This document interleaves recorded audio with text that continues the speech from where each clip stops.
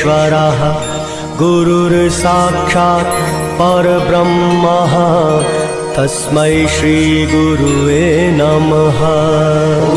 गुरुर्ब्रह्मा गुरुर्विष्णु गुरुर्देवो महेश्वरा गुरुर्साक्षात् परब्रह्मा तस्मै श्री गुरुवे नमः।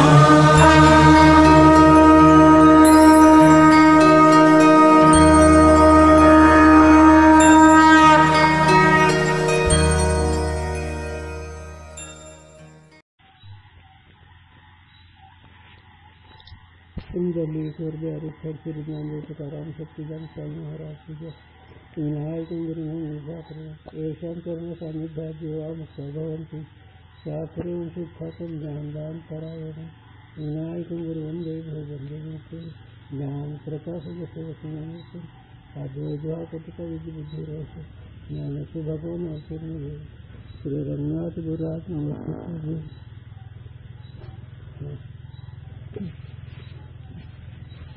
बोला सिद्धांती सर्व का सर्व पदार्थों से संयोग है, यह न्याय का सिद्धांत है। हो, सगळे पदार्थ सगळे संबंध ही न्यायाचा सिद्धांत आहे। सो समीचीन नहीं, तो त्यांचा सिद्धांत बरोबर नाही।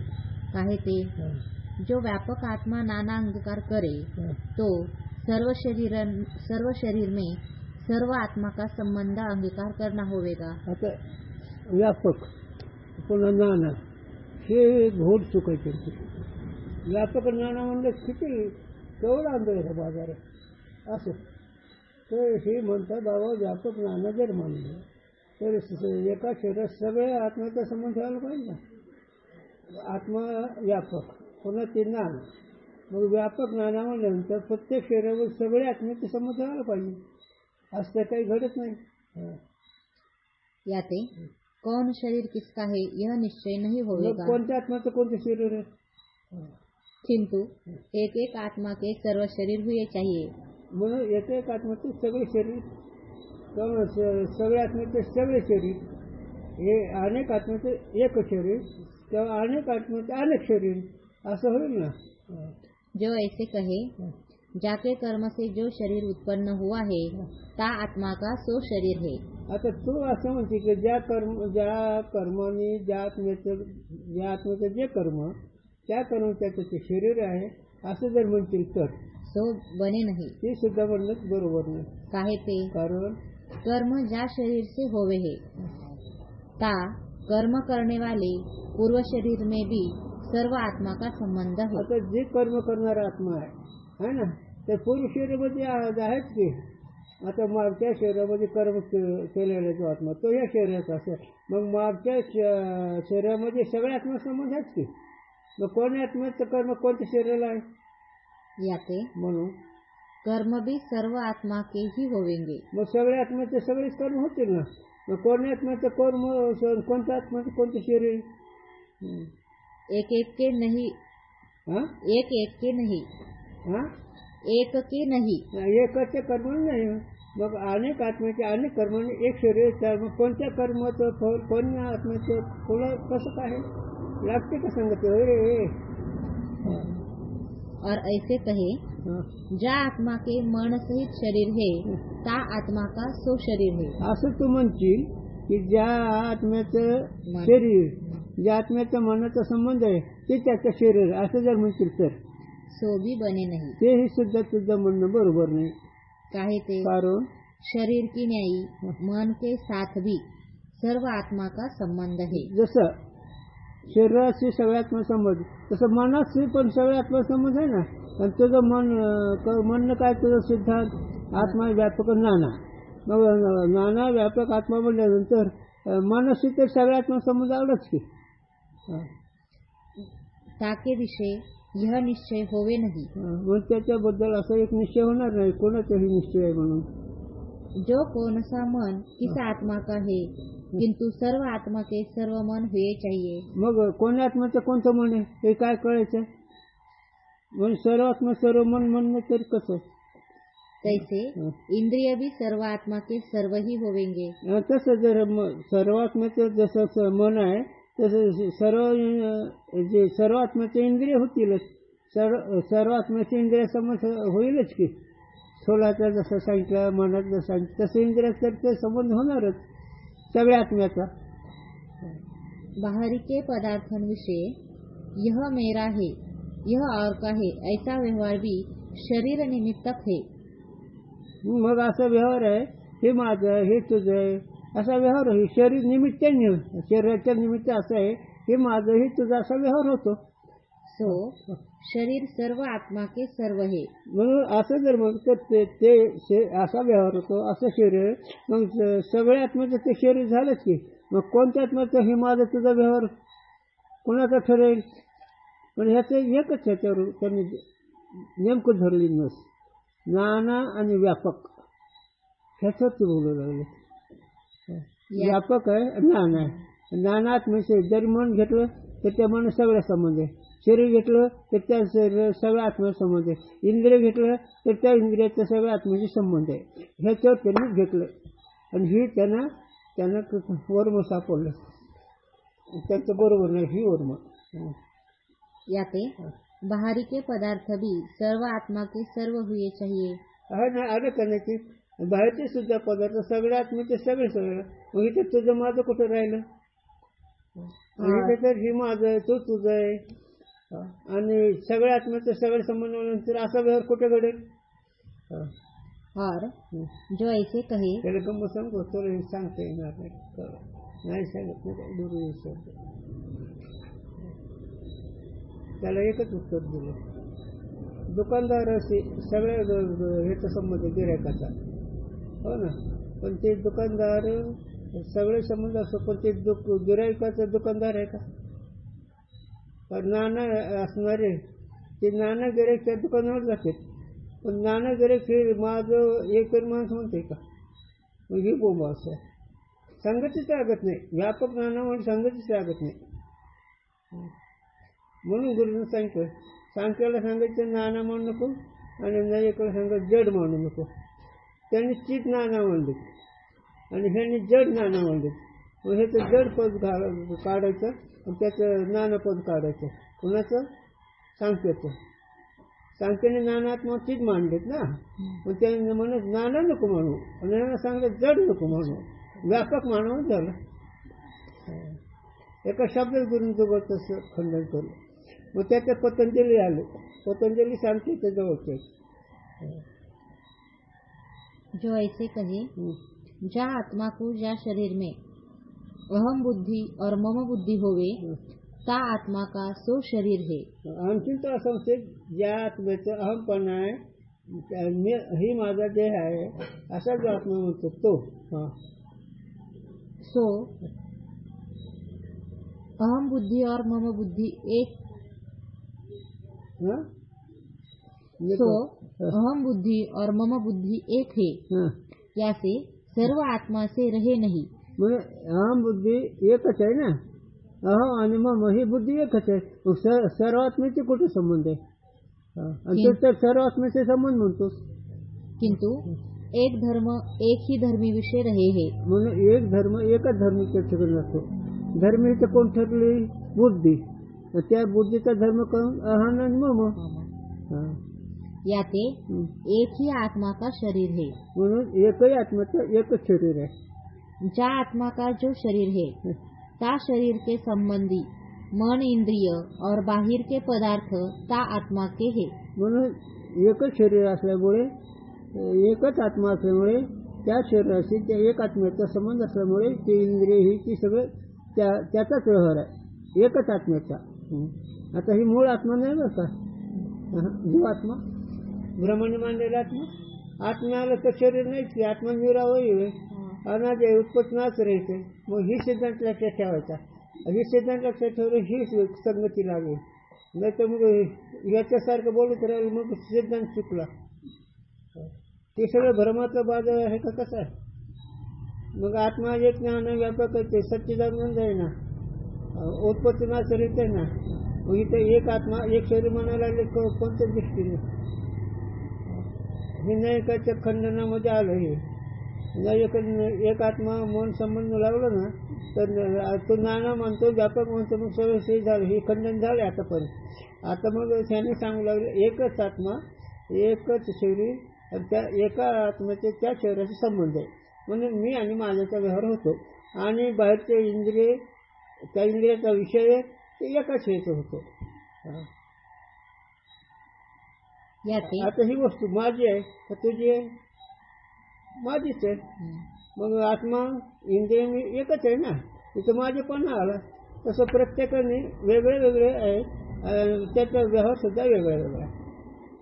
पण नाना आत्मा एक व्यापक सगळ्याचे संबंध म्हणणं ही निव्वळ शास्त्र सिद्धांताच्या विरोधात आहे.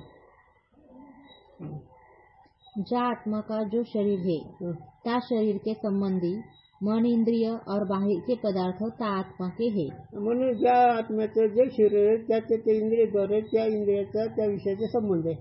ते विषय त्याचे आहे. कोणाचे? ज्या आत्म्याचं ज्या शरीराशी संबंध आहे मनाशी, त्याचे ते विषय आहेत. याते व्यापक नाना आत्मा अंगीकार करने में भी दोष नहीं. म्हणून नाना आत्मा म्हणून काय पुन्हा नाना आत्मा अंगीकार करने में दोष नहीं. म्हणून नाना आत्मा मानण्यामध्ये काही दोष नाही, काही अडचण नाही. सो वार्ता भी बने नहीं. ही सुद्धा त्यांचं म्हणणं बरोबर नाही. कोणाचं नाही एकाचा. काहे ते यद्यपि अहम बुद्धि एक देह में एक ही आत्मा को होवे है, तथापि सो न्याय मत में बने नहीं. आता एक अहम बुद्धी एकाच आत्म्याच्या ठिकाणी होती आणि ही नाही एकामध्ये नाही जाऊन. कारण नाना आत्म्याचा नाना शरीराशी सगळे संबंध आहे ना. मग अहमपणा एक आत्म्याचा कुठे आला? त्या अहमपणा सुद्धा सगळ्या आत्मा संबंध येईलच की. त्यांनी नाना आत्मा म्हणून सगळ्या पदार्थ सगळ्या आत्म्याचा संबंध आहे ना, व्यापक म्हणला ना. मग हे बरोबर नाही. कारण एकाच आत्म्याशी अहम बुद्धी राहील, देहबुद्धी राहील. पण नानापणा जर म्हटलं मग अहमपणा कोणा आत्म्याचा? नाना आत्मे म्हणून व्यापक म्हणून सगळे पदार्थ संबंध जर मानला तर अहम आणि मम हे बुद्धीचे धर्म आहेत. कोणत्या आत्म्याचे आहेत ही त्याला अडचण नाही मिळत. म्हणून नाना व्यापक और संख्येत जोड उठली. किंतु सर्व आत्मा को एक देह में अहम बुद्धि हुई चाहिए. मग सगळ्या आत्म्यामध्ये देहामध्ये सगळ्याला अहम बुद्धी व्हायला पाहिजे. मग सगळ्या आत्म्याला होते का? काहे ते न्याय मत में बुद्धि नाम ज्ञान का है, सो ज्ञान आत्मा और मन के संयोग से होवे है. आता बुद्धीला त्यांनी काय म्हणले? ज्ञान. मग आता मन, बुद्धी आणि आत्मा याच्या संयोगाने ज्ञान होतं. मग सगळ्या आत्म्याच्या संबंधाने सगळे ज्ञान व्हायला पाहिजे. पण तसं कुठे होतं?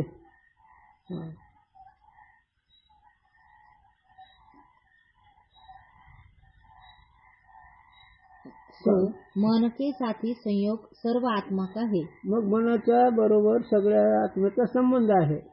याते मन के संयोग से जैसे एक देह में एक आत्मा को अहम बुद्धि होवे है, तैसे एक देह में सर्व आत्मा को अहम बुद्धि हुई चाहिए. म्हणजे त्याच्यात बरोबर धरलं. एका शरीरामध्ये एका आत्म्याला अहम बुद्धी होती. पण जर सर्व आत्म्याच्या त्या शरीरासंबंध असं सगळ्याचीच व्हायला पाहिजे ना. मग कोणत्या आत्म्याचा अहमपणा आलाय? ही संगती लागतच नाही. नाना व्यापक माणूस संबंध आणले.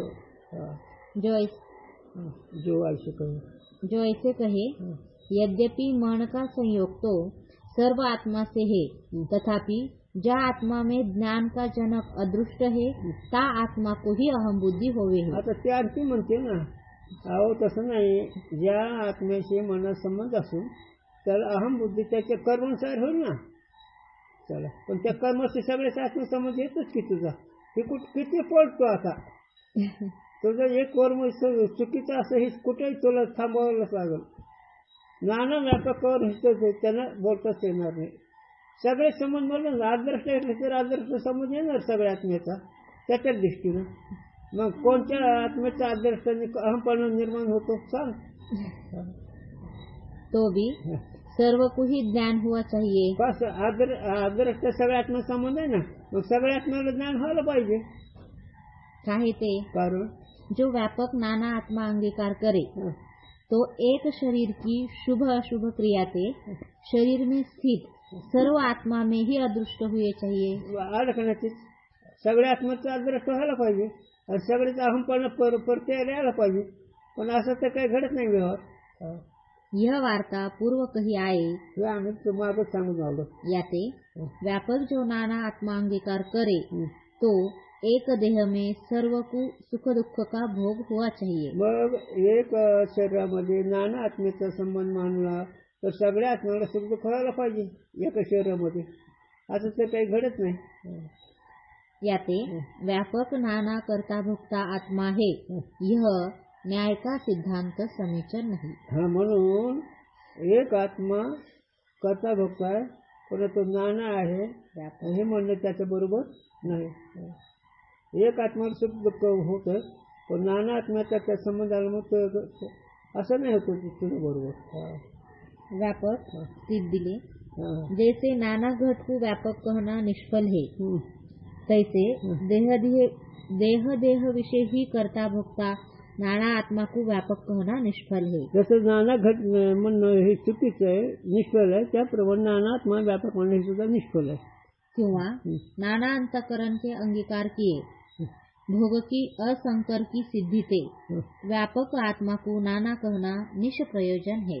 आणि वाक्य पुन्हा लक्षात नाही आलं माझ्या. नाना अंतकरण के अंगीकार किए नाना अंतकरण मानलं तर अंगीकार केलं तर भोग की असंकर की सिद्धि थे भोग जे असतात त्याचा शंकर होत नाही, शंकर म्हणजे एकत्र होत नाही. सिद्धि से व्यापक आत्मा को नाना कहना निष्प्रयोजन है. म्हणून व्यापक आत्म्याला नाना म्हणजे हे तुझं निष्फल आहे. व्यापक नानामध्ये ती सगळं व्हायला गेला. सांगू का गुरुंचं होतं.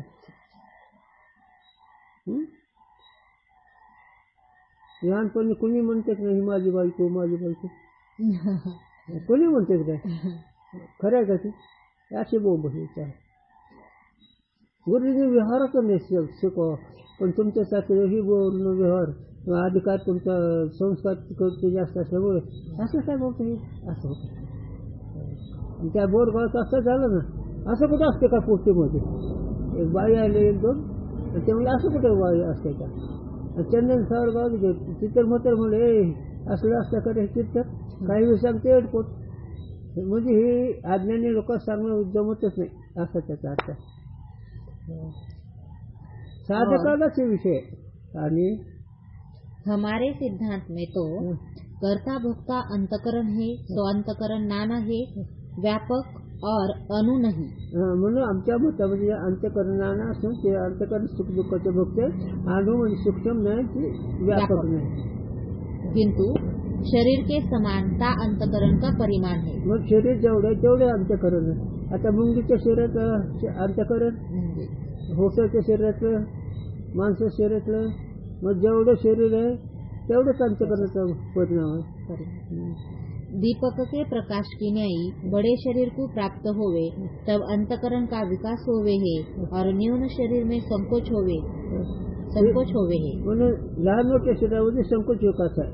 मोठ्या शरीरामध्ये विकास अंतकरण आहे, लहान शरीरात संकोचित अंतकरण आहे. यह वार्ता सिद्धांत बिंदु के व्याख्यान में मधुसूदन स्वामी ने प्रतिपादन करी है. ही वार्ता सिद्धांत बिंदू आहे माझ्याकडे, त्याच्यामध्ये ह्याचा विचार सांगितला आहे.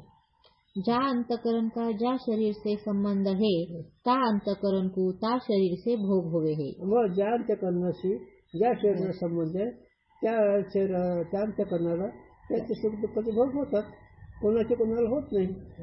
मग नाना व्यापक संबंध मान केवढेच आहे रे हे. सुपर खाल्ले का नाही तो आता सुपर म्हणजे गुरुजी चालू सुपर म्हणजे हात टेकले. खांड खाल्लं म्हणजे हात टेकले त्यांची भाषा गुरुजी. कारण सुपर कक्षा घ्यावं लागतं उचलून ते हात टेकले जातात ना तसं त्यांच्या हात टेकले म्हणजे सिद्धांत त्यांना कळला नाही आणि समोर त्यांना लावताच येत नाही. म्हणून नाना अंतकरण प्रत्येक शरीरामध्ये वेगळे वेगळे संकोच विकास व्हावे आणि त्याचे सुख दुःख त्याला बघतो होते देशाला सगळ्या नाही कारण परीक्षा नाही ना अंतकरण संकोच विकास नाही ना. जो अंतकरण को व्यापक अंगीकार करे तो सर्व शरीर सर्व के होवे और भोग भी सर्व को होवे. मग सर्वांतकरण सर्वव्यापक म्हणल्यानंतर सगळे शरीरामध्ये सगळे संबंध आले मग सगळे दुःख सगळेला होतील ना. पण असं काही घडते तो का? व्यापक अंतकरण नाही. म्हणून व्यापक अंतकरण नाही. म्हणून अंतकरण व्यापक मानायचं नाहीच. याते दोष नाही. म्हणून एकूण एकाचा भोग होत नाही म्हणून कोणता दोष होत नाही. और अंतकरण को अणु अंगीकार करे तो शरीर के एक देश में अंतकरण रहे है ऐसा अंगीकार करना होवेगा. मग अन्न जर मानला सूक्ष्म जर मानलं तर मग शरीराच्या एका भागाकडे कुठं ते राहील आणि तेवढं सुख दुःख तिथंच होईल असं ते मानावं लागेल. पण असं तर काही होत नाही. सगळ्या शरीरात सगळे होते सुख दुःख. सो वार्ता बने नहीं. ते तुझं म्हणणं बरोबर नाही. काहे ते जो एक काल में ही पाद और मस्तक में कंटक वेद होवे तो दोनों स्थान में एक ही काल में पीड़ा होवे है. आज दोन्ही ठिकाणचे सुख दुःख एकाच वेळेस कळते ना. सो नहीं हुई चाहिए. तसं तर नाही व्हायला पाहिजे. तुझ्या मतानं जर मन मांडलं तर अणु अंतकरण मांडलं तर. काहे ते कारण जो अंतकरण अणु होवे तो एक ही स्थान में एक काल में रहे. जे अंतकरण सूक्ष्म आहे एकाच ठिकाणी ते राहतं एकाच काळात. याते ज्या स्थान में अंतकरण होवे त्या स्थान में ही पीड़ा हुई चाहिए. मग ज्या ठिकाणी अंतकरण तिथे ती सुख दुःख व्हायला पाहिजे. पण असं तरी होत नाही. सगळ्या शरीरात सुख दुःख होत आहे. दोनों स्थान में नहीं. दोन्ही स्थान हे तर दोन्ही ठिकाणी सुख दुःख होतं. पायात खडा टोचला केसात काही हे झालं मग दोन्ही ठिकाणी एकाच वेळेस ज्ञान होतं ना. मग आनंद मन कुठे रे अंतकरण आनंद तर कसं होऊ शकतं रे. याते अंतकरण अणु और व्यापक नहीं म्हणून अंतकरण अणु आणि व्यापक नाही किंतु शरीर के समान है. म्हणून शरीर जेवढे तेवढेच आकाराचं अंतकरण आहे. याते कोई दोष नहीं. हे असं जर मानलं तर कोणत्या प्रकारचे दोष नाही अडचण येत नाही. अणु और व्यापक से विलक्षण जो है ताकू ही मध्यम परिमाण कहे है. अणु आणि व्यापक अणु वेगळं आहे त्याला मध्यम परिणाम म्हणतात. परिमाण. और पूर्व पक्ष न्याय मत में किसी नवीन ने ऐसा अंगीकार किया है. नवीन मत त्यांचे हे पहिले प्राच्य मत प्राच्य नाही एक आणि नवीन नाही. आता हे नवीन नाही काही त्यांचं काय मत आहे आता बघू आपण. त्याचं खंडन केलं ना. प्राच्याचं खंडन केलं. आता नव्याचं आज कोण त्याचे खंडन करायचं.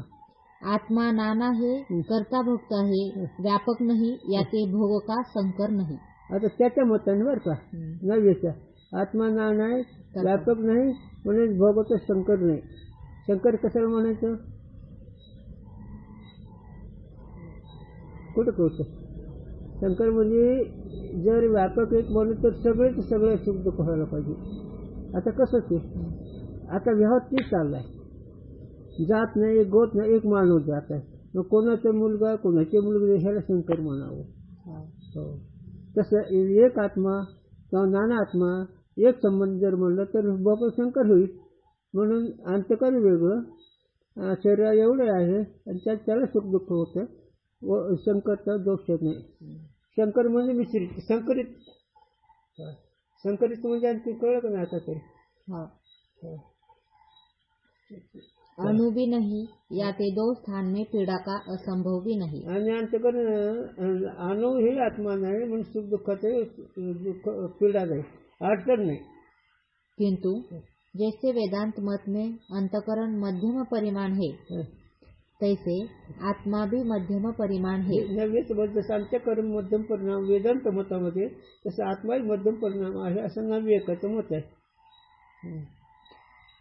सिद्धांती सो भी समीचीन नहीं. हे म्हणणं सुद्धा बरोबर नाही. काहे ते जो आत्मा को संकोच विकास वाला अंगीकार करे तो दीपक की प्रभा की न्यायी आत्मा विकारी और विनाश वाला होवेगा. झालं का नाही खंडन केलं का नाही. जर संकोच विकास वाद म्हणलं तर ते आत्मा विकार होईल. आणि आत्मा तर व्यापक विकार रहित आहे. सहजाचे विजेचे सोबत भेद रहित आहे वेदांताच्या वचने. आणि त्याच्या मते नाना मध्यम परिणाम म्हणलं तर ते विकार होईल ना. याते मोक्ष प्रतिपादक शास्त्र और साधन निष्फल होवेंगे. म्हणून असं जर म्हणलं मध्यम परिणाम असं आत्मा म्हणलं तर वेदांत शास्त्र मोक्षाचं प्रतिपादन करून ते निष्फळ होईल. और मध्यम परिमाण अंगीकार करके संकोच विकार अंगीकार नहीं करे तो कौन से शरीर के समान आत्मा को अंगीकार करे यह निश्चय होवे नहीं. आता जर संकोच विकास नाही मानलं, मध्यम परिणाम जर मानलं, मग कोणत्या शरीराचं कोणत्या याच्यासारखं आत्मा होईल. जो मनुष्य शरीर के समान अंगीकार करे तो जब आत्मा हस्ती के शरीर को प्राप्त होवे तब सर्व शरीर में आत्मा नहीं होवेगा. जर मनुष्य शरीर एवढंच आत्मा म्हणलं तर हातच्या शरीरात त्याच्यावर आत्मा नाही होऊ शकणार.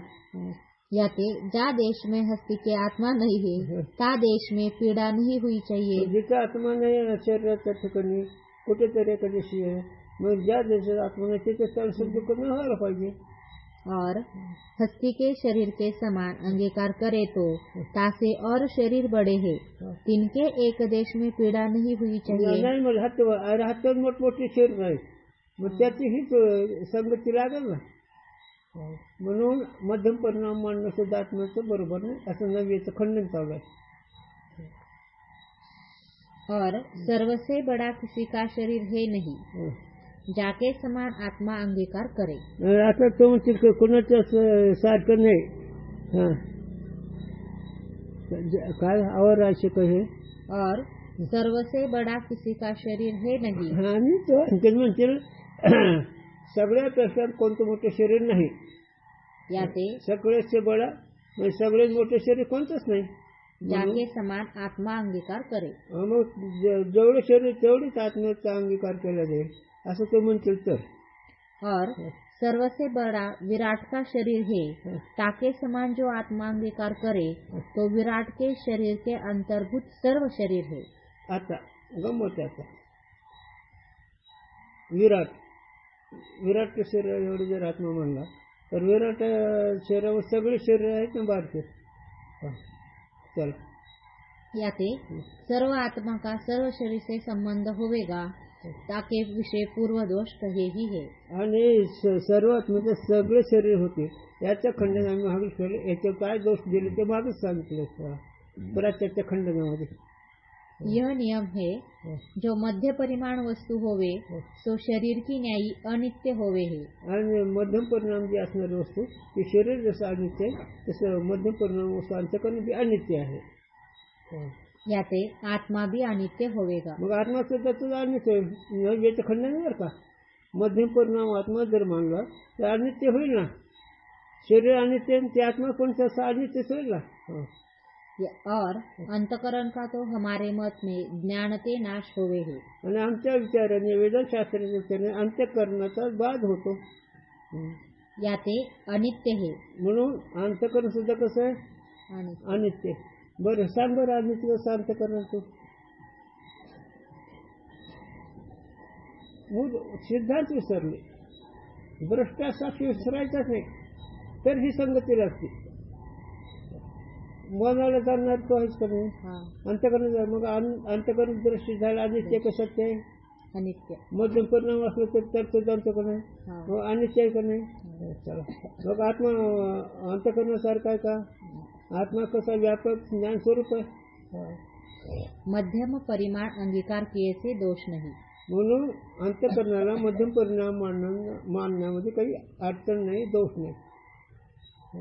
इस रीति से नवीन तार्किक का मत भी समीचीन नहीं. अशा रीतीने नवीन नैयायिक नाम तार्किक त्याचं म्हणणं बरोबर नाही.